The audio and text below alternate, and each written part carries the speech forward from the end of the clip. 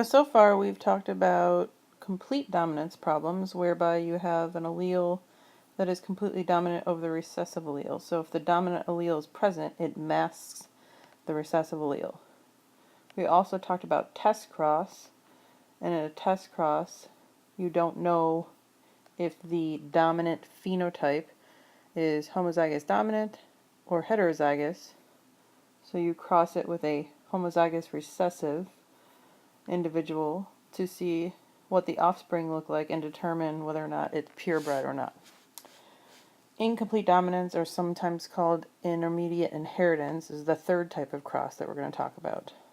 And as you can see, neither allele is dominant or recessive.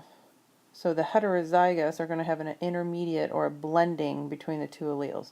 A good example of this would be 4 o'clock flowers. In 4 o'clock flowers, there's two alleles, and they link them to a capital C, and the allele is superscript. So for example, the red flower allele, as you see right here, the allele is C superscript R. The white allele is C superscript W. So if you have a red flower, its genotype is CRCR. If you have a white flower, it's CWCW. Pink flowers, which would be the third phenotype, is a heterozygous and has one of each allele, as you see here, and is CRCW. So basically, if you're reading a word problem and there are 3 phenotypes, this tells you it's an incomplete or intermediate inheritance problem. Here's an example problem. So you're going to cross a pink flower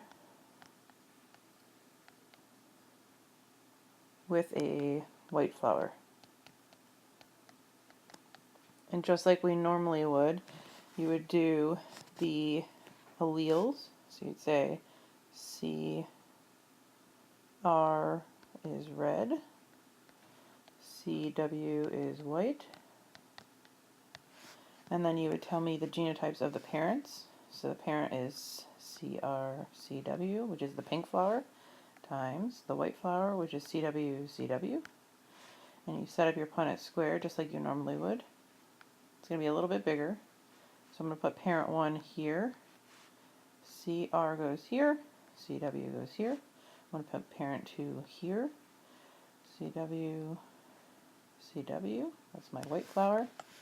And then when you cross them, always put the R's before the W's. So CR, CW, CR, CW, CW, CW, CW, CW.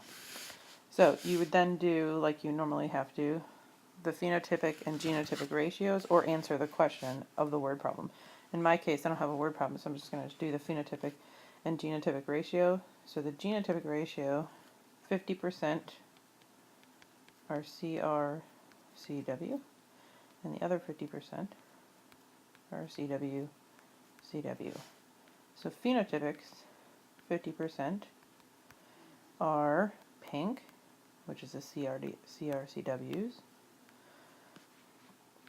and 50% are white, which are these.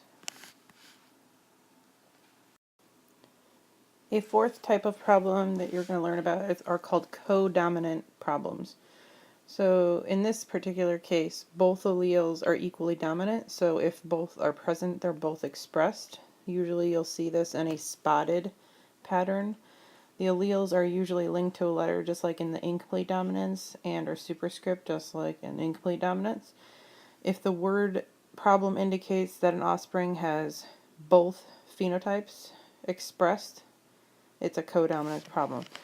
The only 2 examples we'll actually study for this would be roan cows and blood typing. Blood typing we'll talk about later. So for roan cows,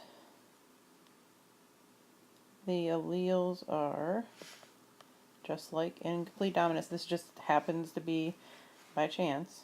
CR is red fur, CW is white fur.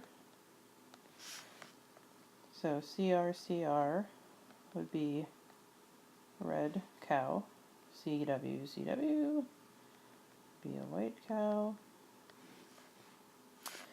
And then CRCW would be a roan cow, which is basically the spotted pattern, and they have both red and white fur.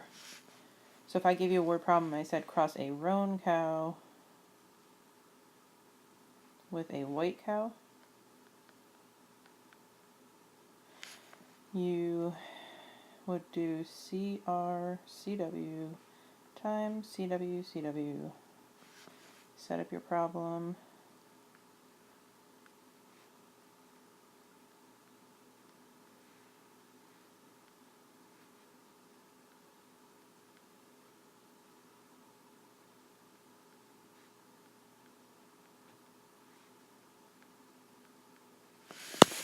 So if I said, what is the probability of having a white cow?